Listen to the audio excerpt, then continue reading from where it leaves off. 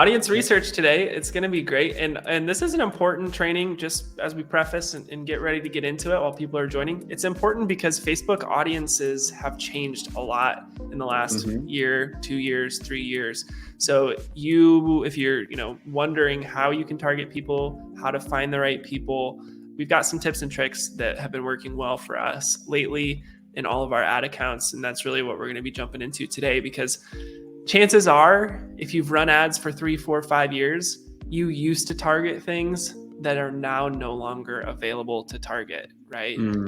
So that's why this training is important, because it requires a little bit of finagling, a little bit of tweaking the strategy to make sure it works for you. So I'm excited to get into it.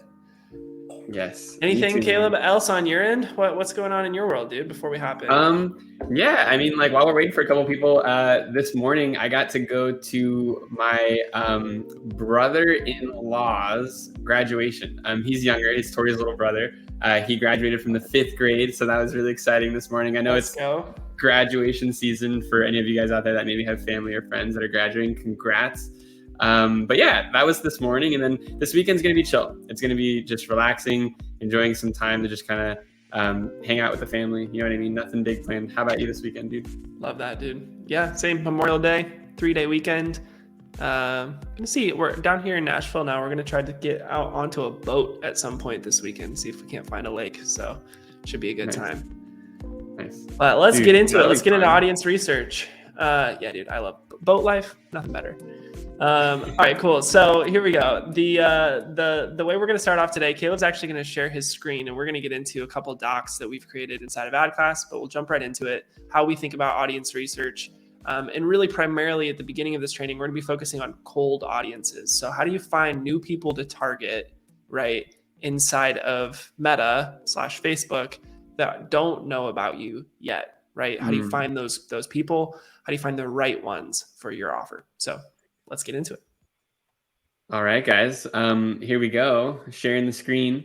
So we got a couple of things we're going to go over today. So the first thing is just kind of a doc that's going to walk through, the differences between cold, warm, and hot traffic, and understanding kind of how to use them the right way and like when to use those things. The next thing that we're going to do is we're going to go over our like actual template, which is our basically audience targeting research template. So this is a template that we've created that we use internally at ad class whenever we're running through some different audiences that we'd like to test. It's a great way to kind of just keep track of what you've tested and what's working and what's not. And then lastly, we're going to jump into the ads manager and actually look at inserting the audiences into Meta, which is pretty great. So yeah, let's go ahead and get it kicked off, guys. So let's first start talking about what are the stages of traffic that we target at the campaign level. Okay, so the first thing we're going to talk about is cold traffic. These are people who do not know you. They don't know your business. They've never seen you before. You're basically trying to get new people into your funnel that don't know that you exist. Okay, that's cold traffic. So these are prospects who don't know your offer. The majority of your spend is going to be targeted to these prospects. So this is true if you don't already like have a massive following. So if you're not an influencer, you're not this like big crazy celebrity, then likely the majority of your traffic is probably going to be going to cold, because warm and hot is typically done through channels that people have already interacted with you. Okay. So the job of your ads is to gain attention, educate, and get the prospects to click into your funnel with intent. And basically cold campaigns will target following audience types. So number one is going to be lookalikes. A lot of people don't think about this as being cold, but they are cold. What you're doing is you're inserting your existing data. So if you have a customer list and you plug that into Facebook, it's going to go out and try to find people like your customers, but they're not your customers. Okay. So they're not warm, they're not hot, but they're cold. They still don't know who you are, but they're like the people who buy your stuff. That's what a lookalike is. Okay. Interest is anyone that's on Facebook or Instagram that's interested in a certain topic. Okay. That's also typically cold. And then lastly would just be open targeting. So if you've got like a trained up pixel, you've already sent some traffic to your stuff. A way to target people with cold is literally to just do open targeting, maybe doing some demographic changes. If you know that your audience is primarily male or female or within a certain age range, then you could, basically add that. But open targeting just means you don't have lookalikes in there. You don't have interest in there. You're kind of just letting Facebook decide who your best audience is. Anything you want to jump in there, Dakota, so far, man? So far, so good. I love the overview. Cool. So yeah, next, cold campaigns should exclude the following audiences. So this is important, and one of the things people don't realize, but when you're targeting cold, what Facebook allows you to do and Instagram allows you to do, I'm just going to say Meta from now on. When I say Meta, just know that I'm talking about Facebook and Instagram. All of them. Yeah. all of the things.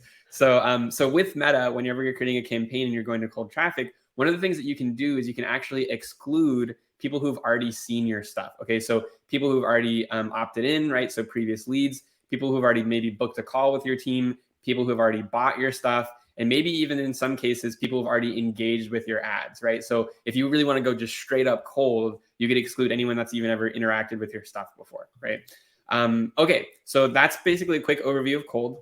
Next is going to be warm. Okay, so these are people who are familiar with your offer, but they haven't really like taken the final action steps yet, right? So maybe they've watched a little bit of your ads before, maybe they've started kind of clicked an ad or two, maybe they opted in, but they haven't gotten all the way to the point where they're like talking with your team, they're in the actual sales cycle yet, right? So the amount you spend on this audience really depends on your overall following, kind of like we talked a little bit about before. People with huge audiences can spend a lot more, obviously. So if you've got like 1 million followers on Instagram, you're going to be able to spend a lot more money retargeting those followers and getting them to convert on your offer, right? So that's kind of one of the powerful things about building that organic audience is once you have it, you can retarget all of those people, right? So your existing followers, anyone who's watched your stuff before, right? Warm campaigns should exclude the following audience. So you want to exclude previous leads or people who've already booked calls with your sales team or existing customers. Okay, so that's an important distinction between the two because a lot of people can kind of get warm and hot mixed up. Warm is primarily going to be people who've interacted, like I said, but they haven't really taken hard actions yet. Okay, now if people have already booked a call with you, we consider those people hot leads. Okay, and that's what we're going to talk about next. So hot traffic, these are prospects who know your offer, but they just haven't bought yet. Okay, so they've probably booked, they've already opted in, they've probably seen some of your communication, maybe some of your emails or your SMS messages that are going out to them, right? But they just haven't actually bought yet. A small portion of your budget is probably going to be spent here, but it's very powerful. Okay, so there's a small bucket of people that are in this hot traffic bucket, but those are obviously your hottest people. So when you spend the right way, that turns into some serious wins for the business. The job of these ads is to get people to finally convert by building trust, handling objections, and repositioning your offer. And hot campaigns will target the following, basically your leads and anyone that's actually taken those action steps with you already. We kind of already talked about that. But you also still probably want to exclude customers here unless you're doing like a promo to your existing customer base. So just wanted to touch on that. Anything else really valuable. About these? Yeah, the people will always ask like, what percentage of my budget should I be putting toward cold, warm, or hot, right? And I think that's a really good question, and it's going to depend a little bit on your warm following, right? So if you're somebody who has a lot of social media followers, or you're running ads for someone who does, I'm talking a lot, like millions or 500,000 plus, then you're really going to push hard on that warm audience piece that Caleb talked about, because you've already got the hardest thing, which is a following, right? You've already got that piece. So we run ads for some really big names that have, millions and millions of followers. So for those people, our job is a little bit simpler because we can really leverage the warm audience retargeting, like Caleb mentioned, because there's so many people that follow those people that don't ever see their posts. It's just how Instagram and Facebook work, right? You don't actually see the posts that you care about. You see ads instead, right? So what we do is push those posts from those people in front of the right eyeballs and use that as leverage. So if you're that specific, person that has a big following, push hard on cold and warm, but probably you're going to push pretty dang hard on warm. But for the majority of people out there who don't have a following, who are running ads to something that people don't know about, maybe it's a product, maybe it's a person, maybe it's a funnel, whatever it is that hasn't been seen before, primarily you're going to be pushing 80-90% of your budget to cold and maybe 10 to hot, right? And a little bit of warm. And so, I would say even as Meta has changed over the years, we used to push a lot harder on retargeting. We don't do it nearly as much anymore. And the reason is a lot of times those cold ads kind of function as retargeting in themselves, the way that they serve now. Not only that, but the pixel is just not nearly as good as it once was. So it's harder to retarget with any accuracy. is the other piece here. Yep. Good stuff, dude. Really, really good stuff. So that's the overview of the different kind of like, stages of traffic, right? So now let's actually talk about, okay, well, if we want to launch Facebook and Instagram ads, how do we actually start kind of finding people to target? Okay, so that's what we're going to do is we're going to kind of jump into these next two tools here. I'm going to showcase kind of what it looks like to target here on platform. And then we'll also utilize this template, which we found to be really, really helpful internally as we're testing. So first things first is what you definitely need to know is that if you're moving into cold traffic, right? If you're saying, hey, I want to launch some cold traffic ads, which is usually where a lot of people start if they don't have a following, the first question that you really want to ask yourself is, do you have data? Do you have a customer list? Do you have any sort of list at all that you can upload of people that might be the type of people that want to interact with your stuff? Okay, this is huge because if you have that stuff, it's going to give you an immediate leg up in your advertising. Okay, if you come to the table with, I don't have anything to give, that's okay too. You just kind of have to start with the interest-based stuff rather than being able to like feed Facebook the data that you already have. Okay, so basically we'll jump into interest now. Dakota, in a second, if you want, we could actually like talk about lookalikes as well if you want to kind of jump into that for a second. But but for interest-based targeting, all that you got to do, I'll back out here for a second. 1 second, let me hide this little thing here. Okay, so if I close this out, right? If I'm just like, this is just a test account that we're in right now. But if we opened up like campaigns and then we move to the ad set level here inside of the Facebook Business Manager, okay? Whenever I click edit here on the actual ad set, this is going to be where we edit all of our audiences. Okay, so if you're wondering, hey, like where does the actual targeting happen? It's at the ad set level. Okay, it's not on the campaign and it's not on the ad, it's the ad set. Okay, so once we're in the ad set, we're going to scroll down until we get to the audience area here. Okay, now here you're already going to see some of what we talked about a little bit before, right? Which was excluding people that have already kind of interacted with some of your things. So as you can see here, we've set up some examples here of like, if I wanted to exclude everyone that's interacted with my Instagram over the last year, everyone that's interacted with the ad class Instagram over the last year, everyone that's engaged with Dakota's Instagram over the last year. Okay, so we can. Yeah, and really quick, why did we exclude those, Caleb? Do you remember? Because it's kind of an interesting thing. Yeah, so what we realized is when we launched, it started to just show ads to basically everyone that was in our existing like family and friend groups and people who just like weren't interested in like us, our target market, right? Like you've got your friends, you've got your family, you've got the people that you went to school with and like you do hobbies with together. And then you've got like your target market. You know what I mean? So, and for whatever reason, Facebook thinks that the lowest hanging fruit, no matter kind of what the targeting is, it thinks that the first place it should go is your close circles, right? Yeah. And so until we excluded all of those people were like, I was getting likes and comments on ads from like people from high school. And I'm like, why? What? Are they in my target market? No, but it just thinks that that's like what we want from our ads. So that's why exclusions come in handy, because you start seeing, how are your ads being served? Where are they being served? Oh, maybe I should exclude that group of people, right? Exactly.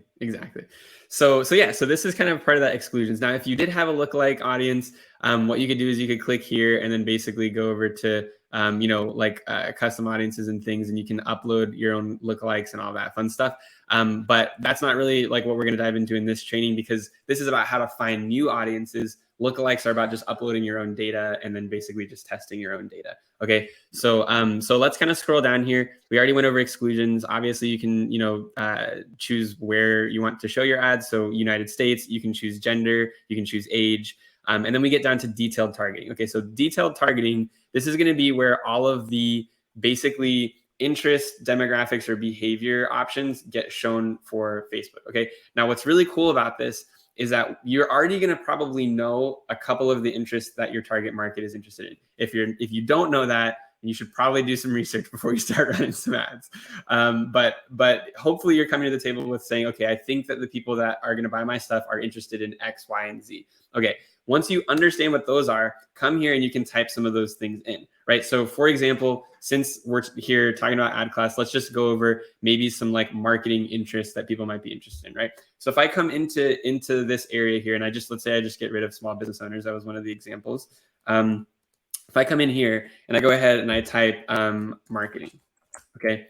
If I type marketing in, Facebook's going to give me all of the different marketing related interests that we could choose, right? So marketing, business, finance, marketing, communications, email marketing, marketing research, affiliate marketing, direct marketing, right? It's all over here, right? So if I go ahead and select, let's just say direct marketing is the type of marketing that I feel like is the most related to what I think my customers are going to be interested in.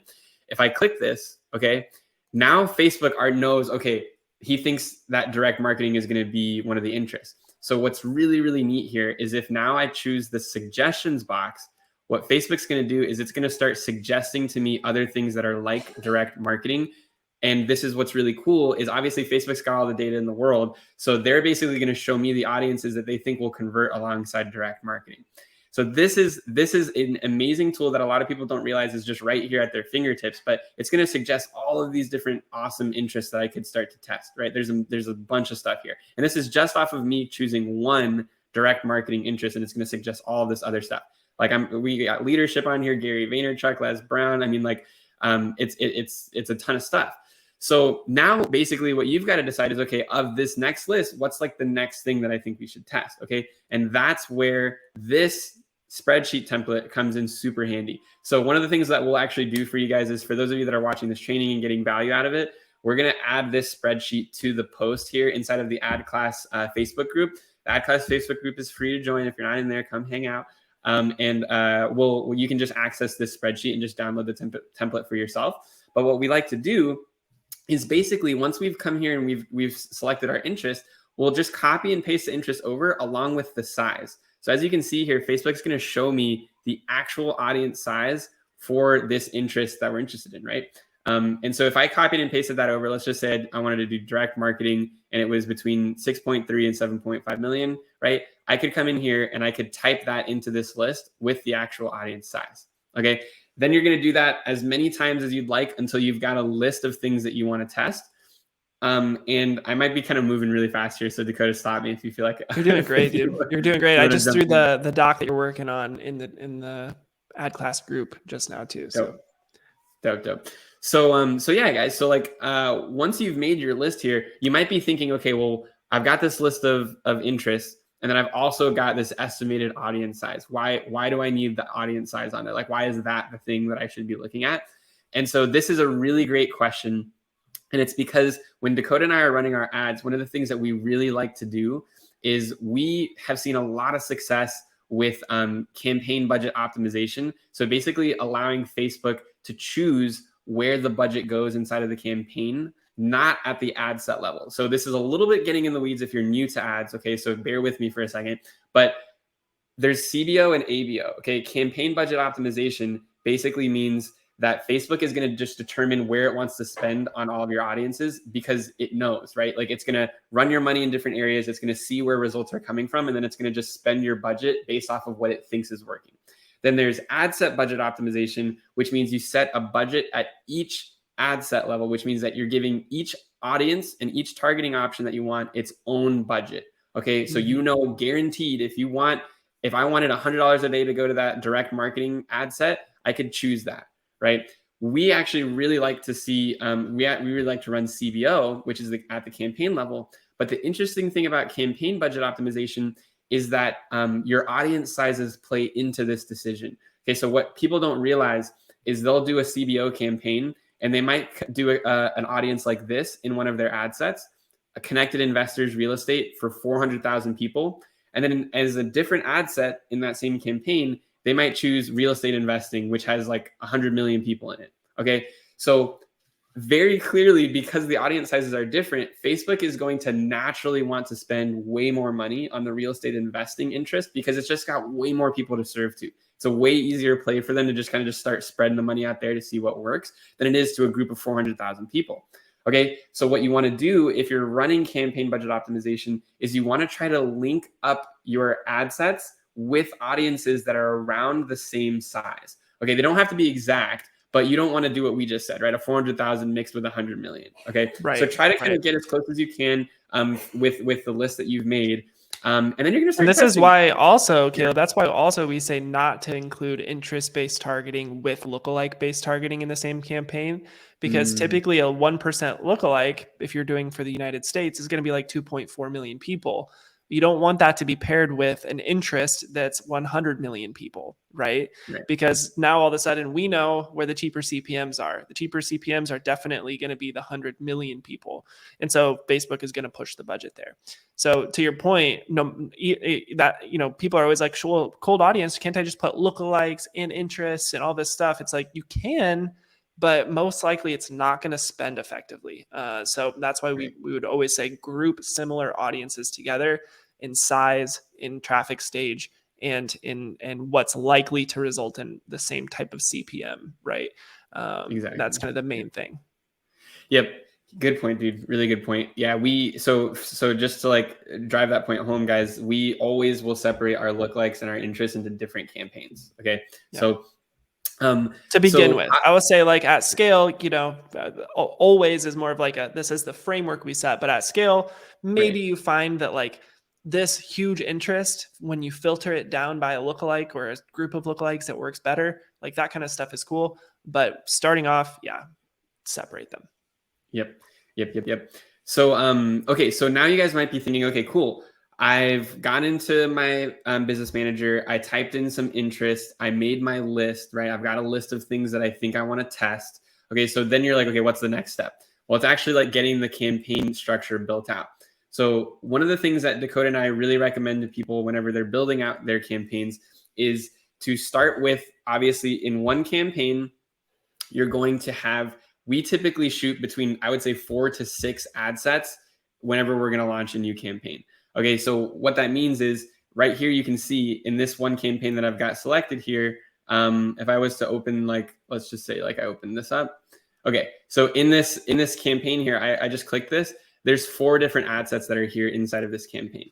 Okay, so I've got a coaching ad set, I've got a personal development ad set, a leadership ad set, and an advertising agency ad set.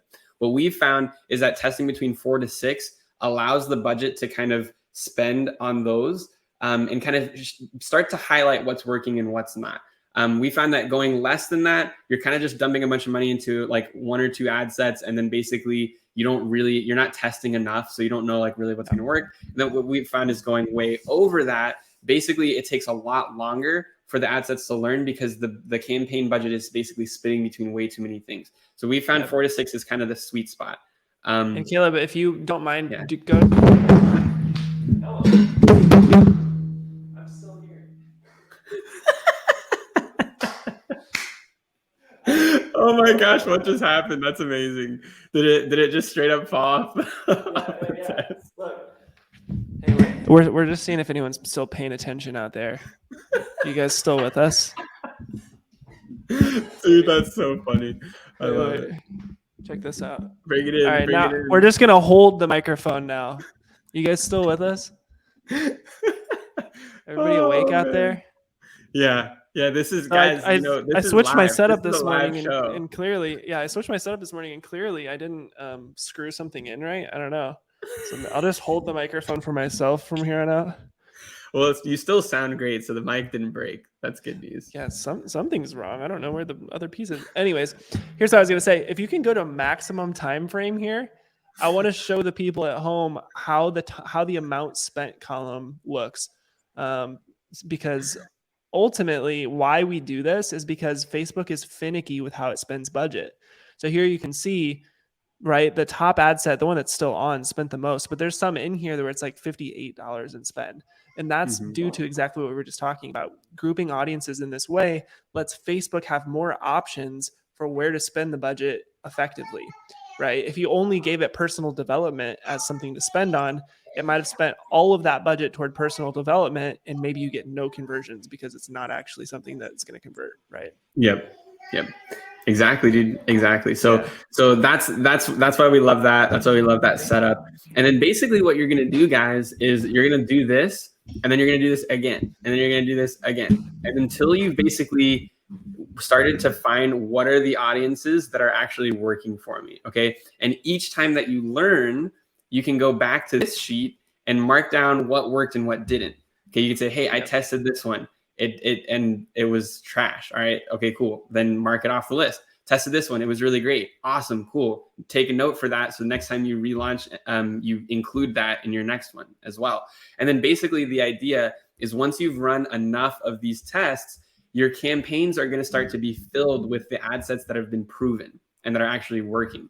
And once you've got the proven audiences, then it becomes a party, right? That's when you start to really have a lot of fun, because then you're no longer worrying about what should I test on the audiences? Like, who should I target? Blah, blah, blah. Like, that game's pretty much over with.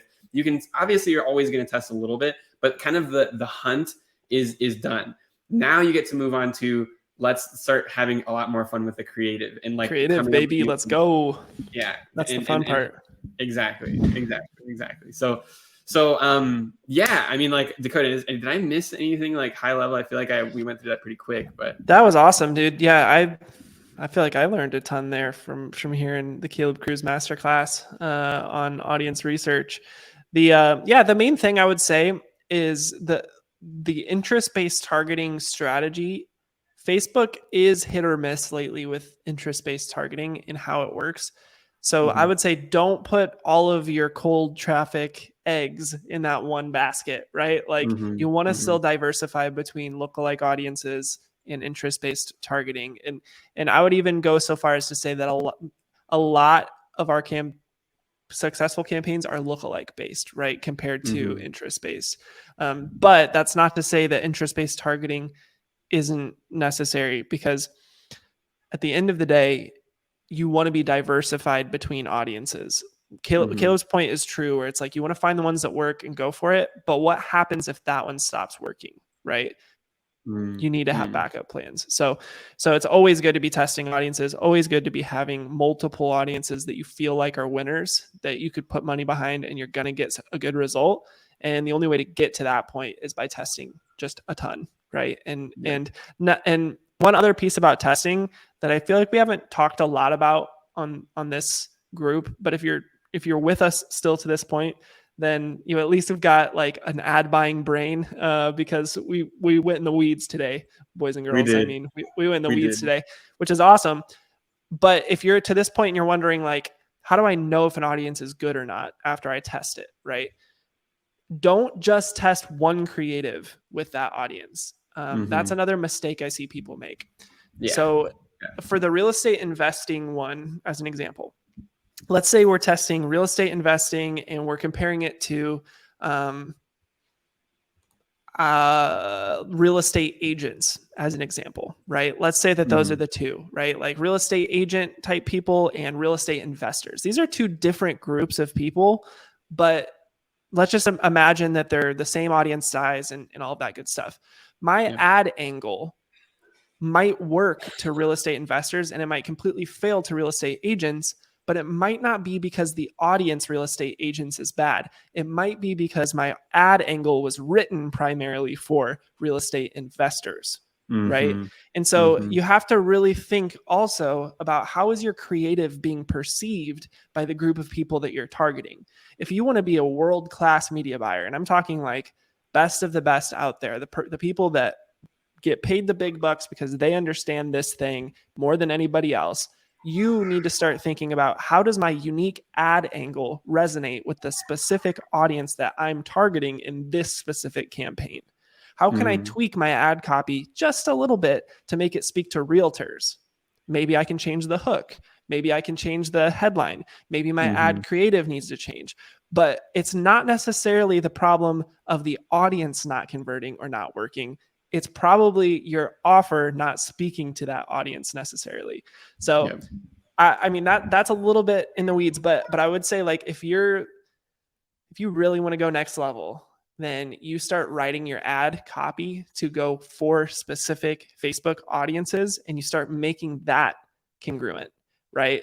Then we're talking about, okay, cool. So one good example of this would be like, you used to be able to target Russell Brunson back in the day, ClickFunnels, the guy, CEO of ClickFunnels. In our space, that's a big name. So an easy way to kind of like make an ad convert, if you're going to target Russell Brunson interest, is by using Russell Brunson's name in a call out of the ad, right? So it's like, holy cow, can you believe Russell Brunson said this? and then ... next line. Okay, just kidding. He didn't say anything about our product, but like something like that is simple enough that it would crush for that specific interest. And so all that's to say, like, don't declare a failure of an audience just from one creative test, right? Definitely put it through the ringer before you decide if it's a winner or a loser. Yep. Good advice, dude. Good advice. Well, guys, that concludes it for another Friday training. You guys saw it live. We've got Dakota dropping his mic. He's holding. Here we go. Hey, it's pretty amazing. There you go. This is what I'll do from here on out. Maybe I should mount it from the ceiling. That would be better. It just becomes like a jungle gym, and you're just hanging around like. Let's get Julia to edit the reel of this falling on me mid speech, just so that the people at home really know this is a live training, guys. We don't prep for this. We're going straight from the dome. And we hope someday that you guys have some good questions for us, because we'd love to do a Q&A question and answer portion at the end of this training. But if you're watching this on my Facebook page or on the ad class page, or if you're on YouTube, if you're somewhere after the fact watching this, we go back and see 40, 50, 60 views on these. So wherever you are watching, just know we have a free group. I've linked it in all of the relevant places. It'll be linked on YouTube as well. We go live every Friday in this group. Let us know if you'd rather us go live at a different time. We're open to switching it up. But join the group, ask your questions. We're here to help, guys. Want you to be successful in your ad campaigns. So